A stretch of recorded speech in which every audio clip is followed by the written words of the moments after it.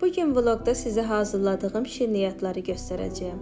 Amma etiraf edim ki, bu dəfə şirniyyatları bişirmək üçün bişirmədim. Hər qarışdırdığım xəmirin içində bir həyəcan, hər bişən ətirdə bir sevinç var. Çünki bugün evimiz üçün xüsusi gündür. Anam ümrə ziyarətindən qayıdır. Onun dönüşünə hazırlıq etmək, evə o bərəkəti qarşılayacaq bir masa qurmaq istədim.